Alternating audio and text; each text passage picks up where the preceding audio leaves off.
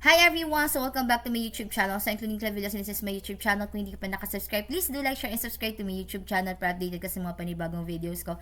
So hello everyone! So ang tagal ko bago guys nakapag-upload. Okay, ang tagal talaga. Pero ngayon nandito ako, babawi ako sa inyo. So etong video na to guys is para to sa mga gustong magkaroon ng additional 150 pesos. Legit!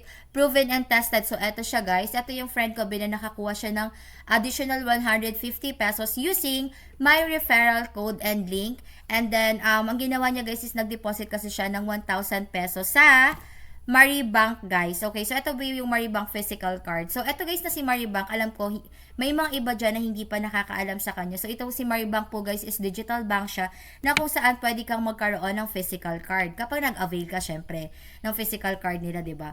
So ito bin na si Maribank is user friendly and beginner friendly. So ano pa ba, huwag na nating patagalin. So first guys, ang gagawin niyo is i-click niyo lang yung link na nandiyan sa baba sa description link. I-click niyo yan guys and then ilagay niyo guys yung referral code ko. Then, after nyan, guys, ang gagawin nyo once na ma-install na siya is, syempre, ilalagay nyo yung mga information tungkol sa inyo. Kailangan din po dito, guys, ng at least one valid ID. Sa valid ID na yon kahit ano, national ID, SSS, PhilHealth ID, Pag-ibig, or kahit basta valid ID na kung saan, syempre, makikita din yung identity mo. Kasi dito, sa Maribank, kailangan na talagang parehas yung mga information na nandun sa may ID mo, na kung saan yan dun yung name, yung birthday mo, yung address mo. Basta parehas dun sa valid ID. Once na nakapag-fill up ka na and nakapag-submit ka na ng valid ID mo, ang susunod na gagawin mo naman is mag-wait ka ng 24 to 48 hours na kung saan kailangan mo approve na muna or masabihan kayo na congratulations, approved na or activated na yung account mo. After nyan guys, ang gagawin mo naman, pinaka last step is kailangan mo mag-deposit ng 1,000 pesos kung gusto mo magkaroon ng additional 150 pesos. So, ito 1,000 pesos na to guys is optional siya. Halimbawa, ikaw, meron ka namang extra na 1,000 pesos sa digital bank mo or kahit anong bangko mo and gusto mo siyang ilagay guys kay Maribank is after 3 days is magkakaroon ka ng 150 pesos. Parang welcome bonus nila yun sa inyo, be. Okay. Kasi, di ba sayang naman, saan ka makakakuha ng additional 150 pesos? Nag-open ka lang ng account, nag-deposit ka ng 1,000, then magkakaroon ka ng additional 150 pesos. So, ganun lang siya, guys, kadali. Ganun lang siya kasimple. Okay? So, ate, ano ba yung maganda kay Maribank? So, eto, guys, na si Maribank is talagang nire-recommend ko siya sa family, sa friends ko, and guys, gamit na gamit siya ng mga affiliates talaga. At kung alam nyo lang, guys, maraming mga magagandang features kay Maribank. Unang-una guys, sinabi ko nga sa inyo na beginner friendly siya and talagang madali lang guys gumawa ng account sa kanya. So, ang kailangan mo lang i-install. Tapos, valid ID. Ilagay mo ng information and details mo. Mag-wait ka ng 24 to 48 hours pag na-approve ka na. So, ganun lang siya kadali. Then, ang pinakagusto ko sa kanya guys is pagdating sa mga transfer. Pag naglagay ka guys ng pera, halimbawa, from digital bank papunta kay Maribank, di ba meron siyang fee. Pero once na nailagay mo na yung pera doon guys kay Maribank, kapag magta-transfer ka naman ng pera mo papunta sa digital bank mo or sa bangko mo, meron silang 15 free transfers per week. Okay, 15. So for example, meron ako na-receive na parang pera, ganun. Ang ginagawa ko, pinapadaan ko siya kay Maribank. Kay Maribank yung parang magiging receive ng pera. Tapos after nyan guys, ang nangyayari, libre na. For example, from Maribank yung pera ko, ita-transfer ko siya kay GCash. Wala siyang bayad. Basta sa buong isang linggo, meron guys 15 free transfers.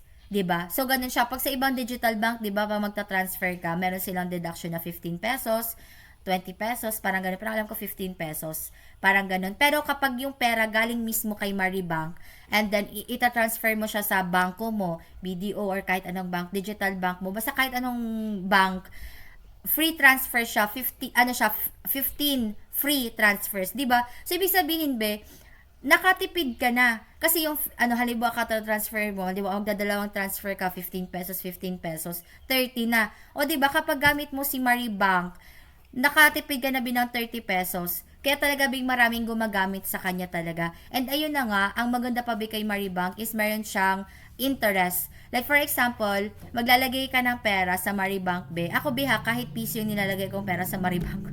Minsan kasi hindi naman palagi may laman yan. Ano nangyayari, kahit piso nilalagyan ko siya, Pero kahit piso yan, yung interest niya, okay naman siya. lalo na kapag malaki yung nilagay mo na pera kay Maribank, mas mataas din yung interest. Basta as far as I know, nasa 4% yung interest sa kanila. Hindi ko lang if basta parang ganun siya. So, yun yung guys yung gusto ko kay Maribank. Pinaka gusto ko talaga sa kanya is, yun nga, siya, madali lang siya, beginner friendly, easy lang siya gawa. Pangalawa, may 15 free transfers ka per week. Be, malaking tulong na yun, be. Hindi ka masyadong magagastosan para ta-transfer mo, babawasan yung pera mo. Like, 100 na nga yung pera mo. Pinag-transfer mo siya sa digital bank mo or other banks, be. 15 pesos. Sa iba, pag, di ba, may deduction na 15. Dito kay Maribank, nakalas ka na ng 15 pesos or nakabawas ka na ng 15. So, pag pinag-transfer mo siya, Maribank to GCash, di ba? Halimbawa, galing yung pera sa Maribank, 100. Transfer mo siya kay GCash, 100 pa rin. Tapos, syempre, pag sa iba na, syempre, mababawasan na yun. So, yung pinaka gusto ko sa kanya, 15 transfers free siya. Tapos, may interest siya. Like, for example, naglagay ka ng pera mo dyan. Tapos, parang nakalimutan mo, may pera nga pala ako doon, 'di ba? Tapos mo, may interest siya. Yun yung pinaka gusto ko. Hindi natutulog yung pera kay Maribank. 'Di ba? Tapos may additional 150 pesos ka pa kapag maglalagay ka doon ng pera mo ng 1,000 pesos sa unang paggawa ng account. Gumawa ka ng account, na-approve siya, tapos naglagay ka doon ng 1,000 pesos for 3 days, may 150 pesos na. Tapos guys, etong si Maribank guys, alam nyo kung magkano to? 99 pesos. Okay, so eto guys na si Maribank is in-order po siya sa mismong app kay Maribank mismo. Kapag may nakita kayo doon guys na card, i-click nyo lang siya. Then after nyan, mag-order kayo. 99 pesos. Nasa 3 to 5 days siya guys. And pwede to guys na i-ano siya sa mga bangko. Like pwede kayo mag-withdraw. Di ko pa kasi siya guys natatry. Pero pwede siya guys siguro sa 7-Eleven, mga ganon. Pwede to guys. Tapos ang maganda dito, halimbawa pinambayad mo siya minsan may babalik sa'yo. Basta may parang ganon, okay? Kaya talagang gustong-gusto ko si Maribank. So, for example, college student ka and you're planning na mag-save talaga, like marunong ka na maghati-hati ng pera mo and talagang mag-ipon, i-try mo si Maribank kasi user-friendly talaga siya. Okay? Kasi 99 pesos pwede ka na magkaroon ng card. Di ba ang ganda sa feeling pag may sariling card ka na, di ba? Tuwa ako pag nagkaroon ako guys ng mga card ngayong, last year lang, 2025. Nagkaroon ako ng mga card. Kasi ako may mga card, diba? Pero wala yung mga laman. Ayan. So, again, guys, if gusto nyo guys magkaroon ng additional 150 pesos, again, optional. Hindi siya sapilitan. Pero, sayang naman, diba, yung 150 pesos. Saan mo yan makukuha, diba? So, again, if gusto nyo guys makaklaim ng additional 150 pesos, again, i-click nyo yung link na nasa baba. Tapos, i-click nyo, ilagay nyo guys yung referral code ko. Then, after nyo guys na ma-install si Maribank, ilagay nyo lang yung information ninyo. Complete information nyo dapat match and isang valid ID.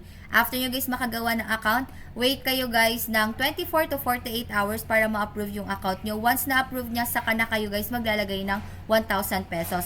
Then, yung 1,000 pesos guys na i-deposit nyo sa account ninyo, okay? Maghintay lang kayo guys for 3 days, makiklaim nyo na yung 150 pesos. Again, eto guys, yung proof na naka-receive siya ng 150 pesos, okay? So, ano pang hinihintay nyo? Kung wala pa kayong Maribank, i-go nyo na yan, sayang yung 150 pesos na welcome bonus nila sa inyo. So, yun naman everyone. So, kung nagustuhan nyo itong video na to guys, please do like, share, and subscribe to my YouTube channel para updated kayo sa mga panibagong videos ko. Again, I'm Claudine Clavillas and this is my YouTube channel guys. So, once napanood nyo itong video na to guys, tapos ginawa nyo yung step by step o yung sinabi ko sa inyo guys, comment down below kayo once naka-receive kayo ng 150 pesos, diba? Para naman yung iba, mainganyo din sila na magkaroon ng 150 pesos. So, ilang naman everyone. Bye! Thank you for watching. Pa-like, share, and subscribe ako ng video na to.